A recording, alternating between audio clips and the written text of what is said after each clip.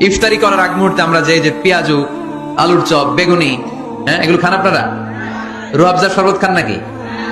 এই যে সাজায় রাখা হয় ডিজাইন করে, এইগুলো রেখে যখন দোয়া করেন, এই দোয়াটা আল্লাহ শুনে খুব। আল্লাহ বলে, কিরে ফেরেশতারা ঘটনা কি? এত খাবার কেন? আল্লাহ রোজা রাখছে। কি চায়? আল্লাহ ক্ষমা চায়। তো খায় না যে তৃষ্ণার, তো আল্লাহ আপনার ভয়। আমারা দেখছে না, আল্লাহ আপনারা দেখে নাই। জান্নাত দেখে নাই, আমার জাহান্নাম দেখেছে আল্লাহ কিন্তু জানে। তারপর ফেরেশতাদের মুখ থেকে বের করা হবে। সুবহানাল্লাহ পড়েন। আমার জাহান্নাম দেখেছে কিনা বলো। ফেরেশতারা বলে, না জাহান্নাম দেখে নাই।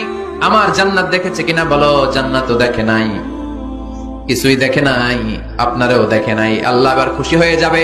আমার খুশির জন্য আমার ভয়ে তৃষ্ণার্ত ক্ষুধার্ত সামনে খাবার হাত বাড়ালেই খেতে পারে, গ্লাসটা তুললেই পান করতে পারে, আমার ভয়ে খায় না।